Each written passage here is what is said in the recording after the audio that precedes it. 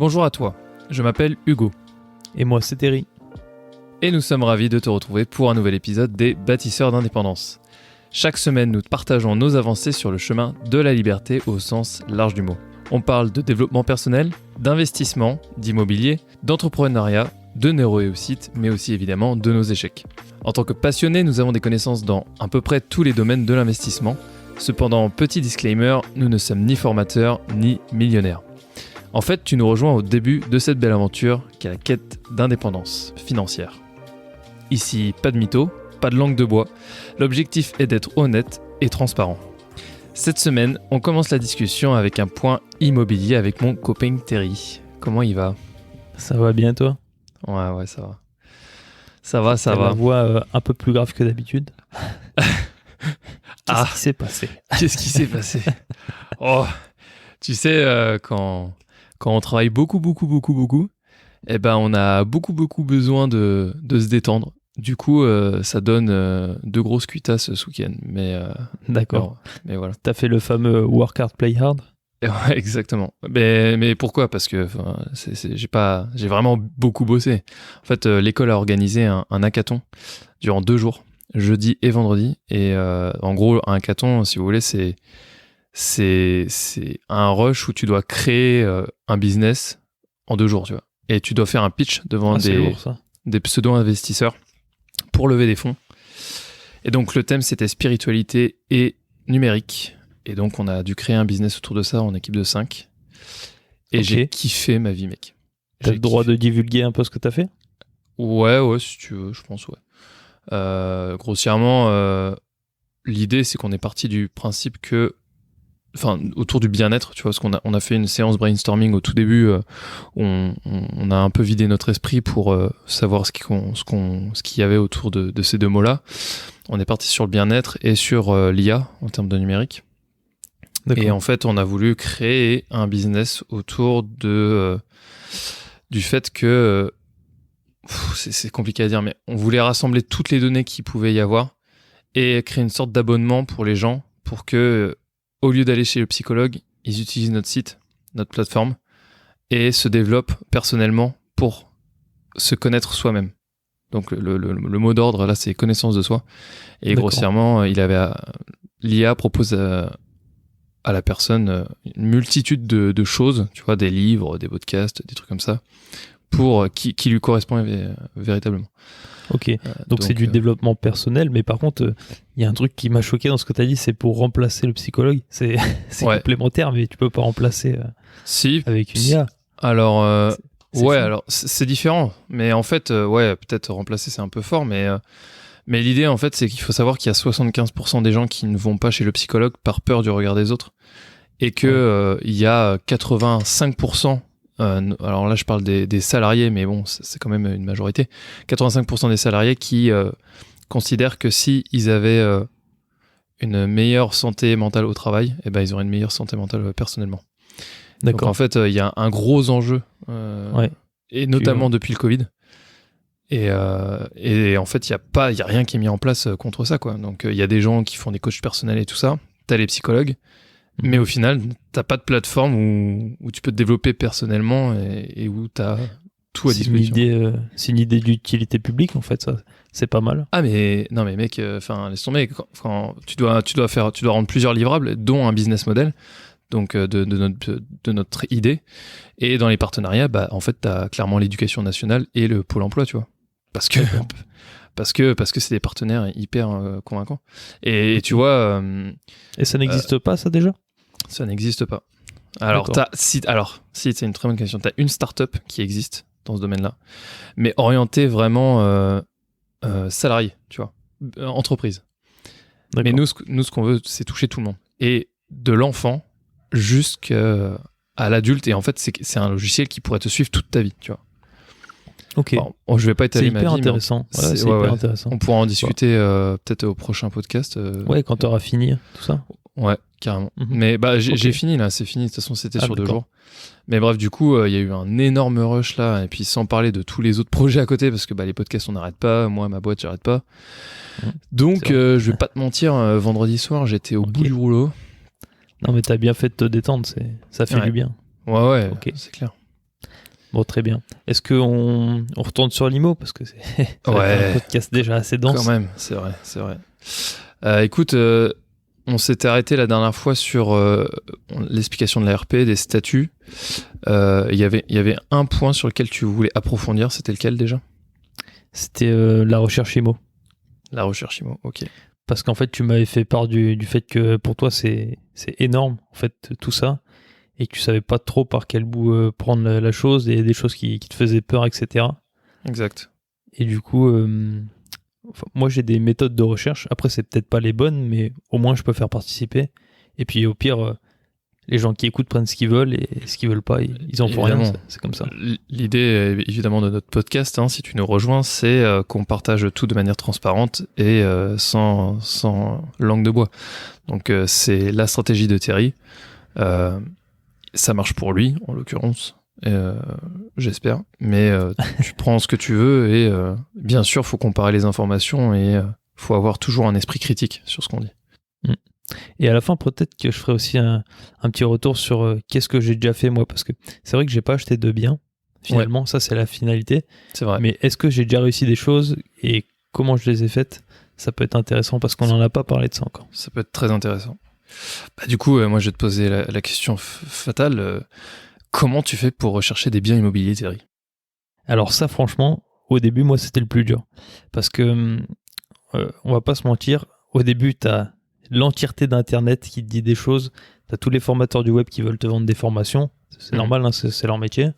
Tu as des blogs qui parlent de choses, tu as les gens de ton entourage qui te disent encore d'autres choses avec leurs propres filtres, et finalement, dans tout ça, souvent, tu es noyé. Ça doit être un peu là où tu te trouves, toi, j'imagine. Moi, personnellement, oui, et j'imagine que ceux qui nous écoutent aussi, si vous êtes au début de l'aventure comme nous. Et donc ça, en fait, pour en sortir, malheureusement, souvent, tu te casses les dents sur plein de méthodes. Et finalement, en prenant du recul, voilà comment je ferais. Au début, il faut faire des visites. Juste aller visiter. Donc, tu prends Le Bon Coin, ou tu prends Se Loger, tu tapes la zone autour de chez toi et tu vas faire des visites. Pourquoi faut commencer comme ça, selon moi ? Parce qu'en fait, tu vas commencer à te faire l'œil. Tu vas commencer à avoir des contacts, tu vas parler avec des gens et tu vas savoir ce que tu ne savais pas avant. En fait, tu vas être conscient de ce que tu ne savais pas. Et là, tu vas voir qu'il y a un monde qui s'ouvre à toi. Et avant même de chercher de la rentabilité, etc., tu as d'abord ce processus à faire, selon moi. Ensuite, si on parle vraiment de la recherche IMO pour avoir des choses rentables, voilà comment je fais. Je prends une zone. Donc, le plus facile en général, c'est autour de chez soi parce qu'on connaît les quartiers, on sait ce qui est bien famé ou mal famé. Ouais, c'est vrai. Et donc tu prends, 10 annonces, tu regardes celle qui est la moins chère, pourquoi elle est moins chère, et tu vas voir qu'il y a souvent des choses qui ressortent. Si tu as un garage, ça va un peu plus cher en général. Si tu as une belle exposition, tu n'as pas de vis-à-vis, que l'appartement est clean, voilà, ça vaut plus cher. Et en fait, tu vas voir que souvent il y a des choses qui ressortent dans les zones. Moi, par exemple, là où je suis, il y a beaucoup d'appartements qui sont très rénovés parce que le mètre carré, il est très haut. Donc ce serait dommage de faire baisser parce que tu as un appartement pourri. Du coup, là où tu vas jouer, ça va être plutôt sur les vues, sur les places de parking. Mais du coup, ça, comment tu fais quand t'es pas de la zone ? C'est ça la vraie question.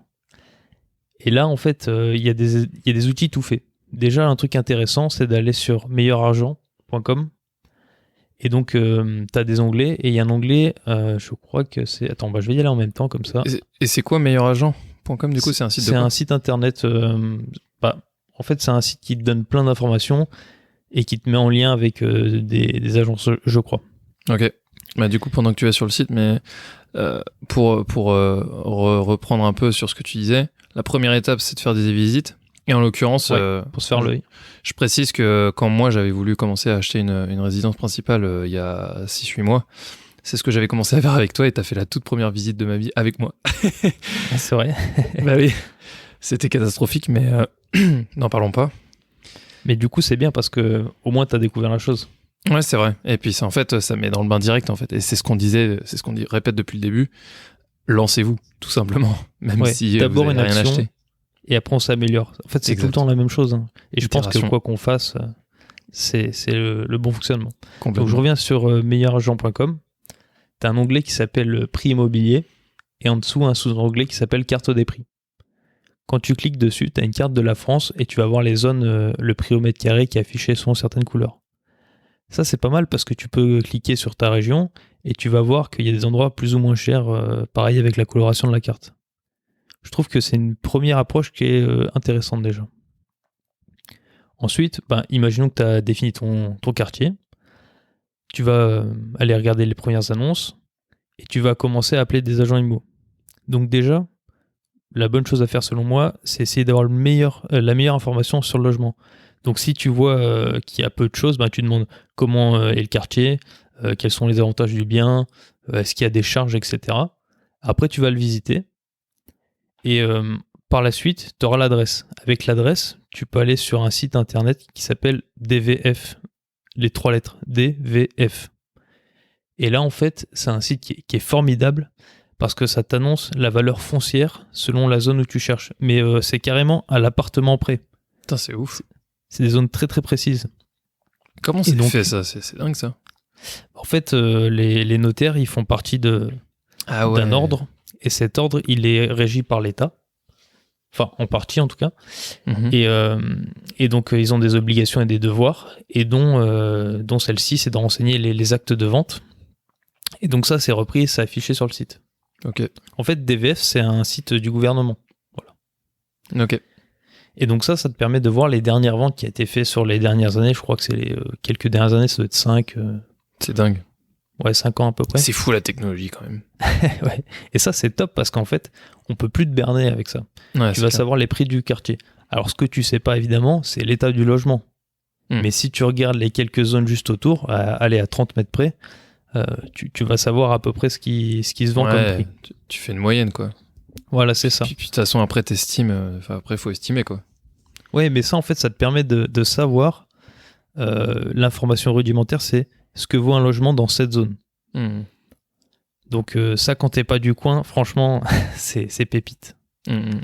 Autre chose qui est intéressant, pour moi, c'est le site citizia.fr. Donc CITYZIA.fr. C'est un autre site internet où tu vas pouvoir voir des localités. Donc tu vas dans l'onglet ville et quartier, analyser une localité, tu marques le nom de ta ville et tu as plusieurs onglets. Donc je vais mettre Antibes vu que c'est juste à côté de chez moi. Et là, donc, tu as des onglets et il y en a un qui est très important, c'est immobilier. Tu vas dedans et tu vas voir des tendances. Comment évolue ton marché, à combien il est à peu près du mètre carré, jusqu'à combien on peut louer, voilà, ce genre de choses. Et donc là, en fait, si tu as les deux informations de combien ça vaut pile à l'endroit où tu es, d'une manière générale, combien ça vaut dans la ville et quelles sont les tendances, et ben ça devient quasiment difficile de se tromper, en fait, une fois que tu as toutes ces infos. Ouais. Est-ce que ça te rassure déjà, toi ? Ça me rassure du fait qu'il y a quand même des outils ultra puissants, quoi. Quand même. Ouais. Mais là, du coup, pas forcément très connus en plus. C'est vrai. Mais du coup, là, si je reprends, parce que c'est quand même, c'est pas facile à suivre hein, quand tu écoutes et tu vois pas.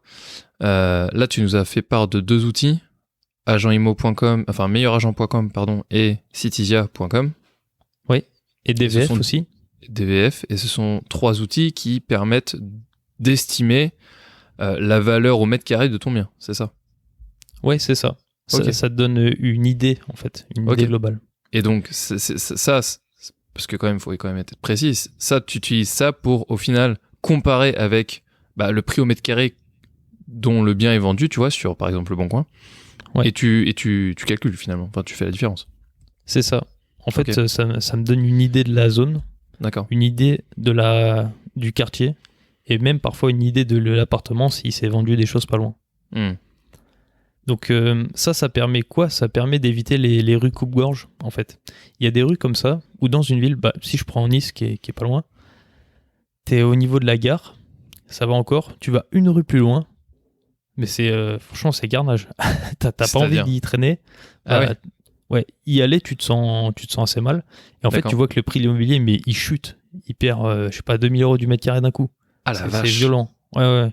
En fait, c'est une rue où régulièrement, il y a des descentes de police, il y a des trafics, enfin bref, c'est un endroit où t'as pas envie d'être. Ok. Et ça, en fait, si tu vas sur DVF et que d'un coup tu vois que toute la rue, c'est pas cher, tu sais avant même de te déplacer qu'il y a une raison. Ouais, ok.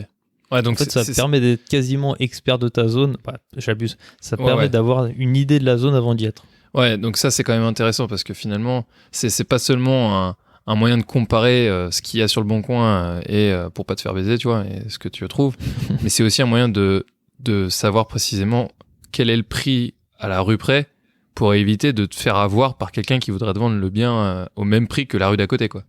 Ouais, c'est ça. Alors que tu vois, il y a 2000 € de mètre carré moins. C'est hyper intéressant. C'est hyper intéressant. Donc ça, après, c'est d'un point de vue informatique, mais tu peux le faire aussi en physique. Ce qui est intéressant quand tu veux acheter dans un endroit, c'est d'aller passer une nuit à cet endroit. Tu essayes de réserver un Airbnb qui est vraiment pas loin, et du coup, en y allant, t'es tout de suite fixé. Tu vois la journée, tu vois le soir. Si possible, tu fais un jour de semaine, un jour de week-end, et là, en général, t'as toutes les infos qu'il te faut. Et puis à la limite, tu vois, petit tips, vous prenez un Airbnb et vous faites du télétravail, quoi. Petite journée sympa, trop cool. Oui, pour ceux qui ont la possibilité de faire ça, ouais. Bien sûr, évidemment. Mais, et pour ceux qui n'ont pas la possibilité, ça peut être un vendredi, samedi, voire même dimanche. Ouais, après le week-end, c'est quand même pas pareil que la semaine, quoi. C'est quand même pas pareil, mais bon, ça change pas du tout au tout. Un endroit qui est hyper proche des bars, le week-end, t'auras l'info, quoi. C'est pas faux. Un endroit qui craint, le week-end, t'auras l'info. C'est clair. Ouais, c'est vrai. Pareil pour un endroit qui est mort. Il y a des endroits, il n'y a pas un chat. Ouais. Ok. Et donc là, je t'ai juste donné une info sur que vaut le foncier. Mais il y a deux choses importantes. C'est si tu veux faire du locatif, donc acheter pour mettre en location, ou si tu veux faire de l'achat pour revendre, ou alors même de l'achat en résidence principale. Ouais, c'est vrai. Du coup, par quoi tu veux commencer? Locatif ou RP? Ou achat plutôt? Eh ben écoute, non, je commencerai bien par la résidence principale, étant donné qu'on pourrait enchaîner, tu vois, sur le sujet de la semaine, enfin il y a 2 semaines. Ok. Donc la résidence principale, pour moi, ça doit aussi être un investissement. Alors, évidemment. Un peu moins que le reste parce que tu vas quand même te faire plaisir. Il faut que tu sois dans un endroit où tu te sentes bien, tu vois. Mais on peut l'utiliser vraiment comme un outil intéressant par rapport à ce qu'on a dit sur le podcast d'avant. C'est que tu peux être exonéré de plus-value. Et donc, il faut essayer de faire une plus-value, tout simplement. C'est ça. Donc, ça veut dire acheter le bien, le mettre à la fraîche et le revendre un peu plus cher. Ouais, c'est ça. Donc, soit tu vas chercher une anomalie de marché. Alors, une anomalie de marché, ça veut dire que c'est anormalement bas. C'est très rare, honnêtement. Je suis déjà tombé sur plusieurs. Ouais. Et je regrette aujourd'hui de ne pas les avoir achetés parce qu'en fait, c'est des trucs, tu peux en visiter 100, 200 sans retomber là-dessus, quoi. Ouais, c'est pépite, quoi. C'est ça. Donc ça va être par exemple un truc qui a essayé d'être vendu, raté, il est revenu sur le marché, la personne a vraiment besoin de vendre parce qu'elle s'est engagée auprès d'autre chose, soit elle achète autre chose, soit elle déménage, elle change carrément de pays. Okay. Et donc là, en fait, les gens, ils bradent. En fait, quand les gens sont pressés, ils vont brader, que ce soit pour l'IMO ou pour d'autres trucs d'ailleurs. Typiquement des gens qui divorcent, qui sont pressés, quoi. Mais ça... Alors, tu souhaites ça à personne, évidemment. Hein, évidemment. Mais en fait, c'est une réalité. Imaginons que on peut prendre notre cas. Imaginons que demain, je me marie, ça se passe bien, mais au bout de 3 ans, voilà, ça capote. On se sépare, on avait acheté, mais il faut vendre. Et en fait, t'es en train de te disputer, t'as plein de trucs en cours. Et en fait, t'as pas envie de te prendre la tête. Tu vas peut-être être prêt à t'asseoir sur, je sais pas, 10 000, 20 000, 30 000 euros, mais à vendre rapidement. Ouais, et puis ça, c'est un fait. Hein. C'est-à-dire que moi, je connais plein d'histoires de gens qui m'ont dit j'ai acheté parce que les gens étaient pressés de vendre, tu vois. Ouais. Donc, ça, ça pourrait quasiment se rapprocher d'une anomalie de marché parce que tu tombes pas là-dessus non plus très souvent, quoi. Exactement, ouais. Je pourrais te raconter d'ailleurs une autre anomalie qui était incroyable. C'est un endroit où la personne devait vendre. L'autre n'a pas eu un crédit, donc ça a été remis sur le marché une fois. Okay. Une personne a fait baisser, il a voulu acheter, et en fait, il a découvert chez le notaire qu'il y avait quelque chose avec l'appartement. En fait, dans les villes, la mairie a le droit de prendre des rues et de dire à partir d'ici, on peut plus rénover, on peut plus améliorer les logements et on peut plus construire. Bon, sérieux? Ouais, je te retrouverai le terme pour le prochain podcast. Mais c'est ça, et du coup en fait la personne qui voulait acheter, elle s'est dit j'ai des choses qui ont été cachées, Qu'est-ce qui va se passer après? Je refuse la vente. Donc il a été remis sur le marché. Donc t'imagines qu'un bien qui a été négocié 2 fois avec une personne qui est pressée de vente, donc qui est en vente depuis plus de 6 mois, au bout du rouleau, et donc j'ai refait une négociation et c'est passé. Et le truc, mais en plus c'était dans Nice, très bien placé, juste à côté d'Arena, donc là où il y a des hommes d'affaires, des choses comme ça. Il y avait de quoi faire. Ah la vache. Et le truc, à Nice, où Nice, t'es normalement dans les 6-7% de rentabilité, tu peux taper à 8, mais là, j'étais à 12. Ah, voilà. mais non, mec. Ouais. Ouais. Je regrette tellement de ne pas m'être positionné plus que ça. Mais pourquoi comment ça se fait? Parce qu'en fait, j'étais en train de changer de boulot, et c'était pour reprendre les études. Et je me suis dit, oh putain, si je me mets là-dedans alors que je vais avoir quasiment 0 de salaire après, je peux me mettre vraiment dans la merde jusqu'au cou, tu vois. Et c'était au tout début. Et en plus, j'avais un entourage qui était hyper négatif là-dessus, du coup, qui me mettait la pression, tu vois. Et donc, j'ai cédé. J'ai dit, tant pis, je le prends pas. Ah, putain. Mais quelle folie de pas l'avoir fait. Ouais. Mais bon, c'est comme ça. C'est le destin, écoute. Ouais, c'est pas grave. Donc, du coup, là, tu nous as parlé d'anomalies de marché dans plusieurs des cas. Ouais, et du coup, je t'ai pas dit le plus important, finalement. Bah, c'est ça. Qu'est-ce qu'il faut rechercher pour l'ARP? En fait, il faut chercher à faire une bonne affaire comme d'habitude. Mais ça veut dire quoi, faire une bonne affaire? Ça veut dire acheter en dessous du prix du marché. Et du coup, la question maintenant qui viendrait, c'est mais combien en dessous? C'est très simple. En fait, quand tu achètes quelque chose, si t'es pas dans une zone qui monte, si t'es dans une zone stable, il faut acheter au moins 10% en dessous du prix du marché pour être juste à l'équilibre. Pourquoi? Parce qu'en fait, tu as des frais après. Imaginons que tu achètes un bien 100 000 €, tu vas avoir environ 8% de frais de notaire. C'est un peu variable, mais ça va être environ 8%. Ouais. Si tu passes par un courtier, tu vas avoir 1 à 2%. Et à la banque, tu auras des frais de dossier bancaire. Donc en gros, il faut rajouter 10% à ce que tu fais. Donc si tu achètes 100 000, finalement, tu lâches 110 000. C'est vrai. C'est comme ça. Avant même de faire quoi que ce soit dans l'appartement. C'est vrai, c'est vrai. Et on l'oublie souvent d'ailleurs. Frais de notaire et tout. Au début, ouais. Mais après, ça fait partie des calculs, évidemment, comme tout. Évidemment. Et donc, si tu veux acheter, il faut déjà acheter 10% en dessous du prix du marché. Donc, avec tous les outils que j'ai dit tout à l'heure. Donc, ça, c'est pour faire un truc vraiment très stable. Mais si tu veux faire une bonne affaire, il faut aller encore plus bas. Il faut acheter 15%, 20% en dessous du prix du marché. Et là, tu sais que tu as fait une bonne affaire. Ouais, et puis là, du coup, c'est les compétences de négo qui rentrent en compte, quoi. Ah ouais, il y a... Alors, ça c'est clair, il n'y a jamais un appartement qui est rentable qui arrive sur le marché. Ou alors c'est vraiment une anomalie. Mais sinon, ce qui le rend rentable, c'est ta négociation et ton imagination. Oui, soit tu fais une exploitation top, soit tu l'as bien négocié.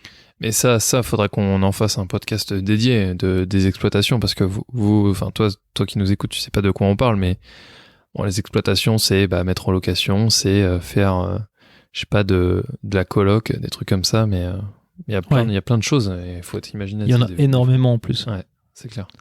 Et ça, c'est passionnant en plus comme sujet, donc effectivement, on pourra en faire un podcast. Et peut-être donc, du pas coup, le prochain, mais bientôt. Ouais. Du coup, toi, tes critères quand tu cherches une résidence principale, c'est, au final moi, j'ai mes critères propres. Tu vois, personnellement, je peux pas vivre en face de chez quelqu'un, donc je veux pas de vis-à-vis. D'accord. Tu vois, ça, c'est un critère. Je veux que ma fiancée puisse se balader sans avoir à se retourner parce qu'elle a peur, tu vois. Ça, c'est les critères pour moi. Ouais. Après, il y a les critères pour le portefeuille. C'est que ce soit au moins 15% en dessous du prix du marché. Très bien. Ok. Oui, si on parle uniquement financier, faut prendre en compte ces 10% déjà de frais et ensuite de négociation où il faut acheter en dessous du bien. Et c'est en utilisant du coup les outils que tu nous as présentés tout à l'heure qui te permettent de déterminer quel est le prix du marché et à quoi tu dois négocier à combien finalement. C'est ça? Ouais, c'est ça. Exactement. Okay. Écoute, c'est plutôt clair, je pense. J'espère. Mais et donc finalement, si tu achètes en dessous de biens du marché, comment tu fais? Tu sais, tu nous as parlé de 10%, enfin 20% en moins. Comment tu calcules ta rentabilité finalement? Ok, alors là, j'ai pas encore parlé de rentabilité, j'ai vraiment parlé du prix du marché. Ouais. La rentabilité, en général, on en parle dans le locatif. Donc c'est 2 choses différentes. Ah oui. Pour le prix en dessous du marché, c'est simple. Imaginons Ouais, que tu vois que ça vaut 3000 euros du mètre carré. Je vais faire des calculs. Ça vaut 3000 euros du mètre carré. Tu vas acheter quelque chose à, je sais pas, 50 mètres carrés. Ça fait 150 000 euros. Et ben, tu fais fois 0. Je sais pas, imaginons que tu veux 20% en dessous du prix du marché. Tu fais fois 0,8. Ça fait 80%. Ça te fait 120 000 euros. Tu peux pas dépasser 120 000 euros à l'achat pour quelque chose qui fait 50 mètres carrés dans cette zone. Ouais. C'est aussi simple que ça, franchement. Ouais. Et puis là, c'est vrai qu'on parle de résidence principale. On détaillera, je pense, du coup, la semaine prochaine, on continuera le podcast et on détaillera les critères pour la recherche locative parce que du coup, c'est pas pareil, hein, clairement. Ouais. Et là, il y a des enjeux il y a des enjeux de rentabilité. On n'a pas parlé des travaux non plus. Parce que du coup, 120 000 euros, si on veut acheter un appart à 50 mètres carrés qui est au prix du marché à 150 000 et donc qu'on veut acheter à 120, là, faut prendre en compte les travaux, tu vois. Et là, du coup, c'est pas la même chose. Effectivement, c'est vrai. Est-ce qu'on attaque les travaux maintenant ou est-ce qu'on parle de l'achat-revente sans résidence principale ? Non, je pense que tu peux enchaîner sur les travaux. Ok. Je pense qu'on a le temps. Et ben, en fait, les travaux, ça va dépendre pas mal des zones. Si vous êtes dans des zones qui sont déjà très peuplées et très chères au prix du mètre carré, en général, c'est un peu plus élevé. Mais pour vous faire une idée, on va dire que pour les petits travaux, donc peinture, petits aménagements, un petit peu d'électricité, ça va être dans les 500 euros du mètre carré si vous faites faire par une société. Ah oui, ok. Ça peut aller un peu plus selon les zones, mais voilà, ça va être à peu près ça. Ok, petits travaux, 500 euros du mètre carré. Ouais, c'est ça.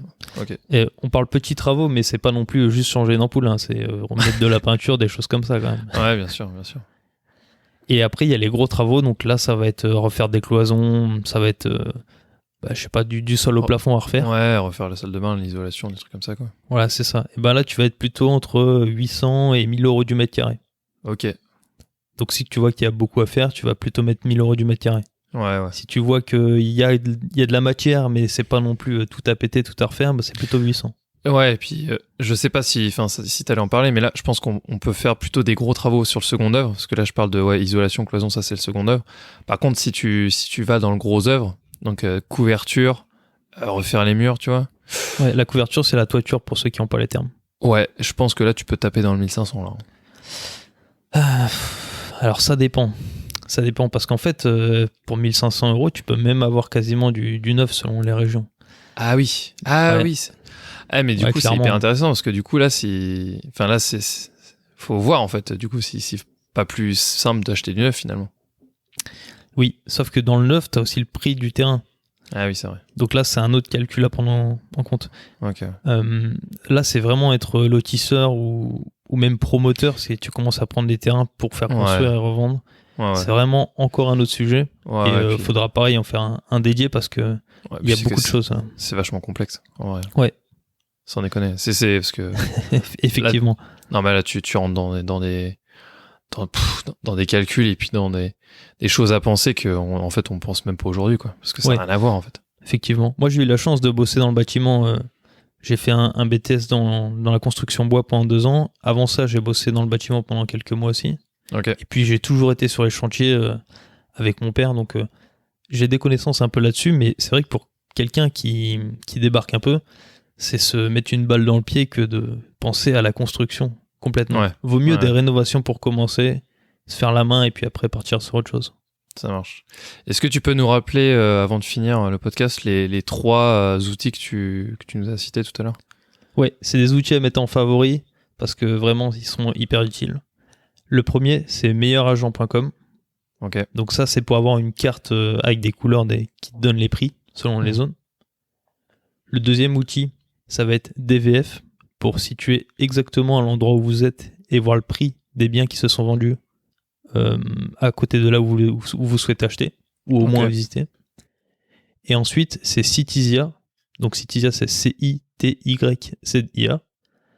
Et là, donc, vous aurez des choses par rapport à la ville. Donc l'évolution, les types de personnes qui sont dedans, je sais pas combien il y a de pourcentage de chômage, etc.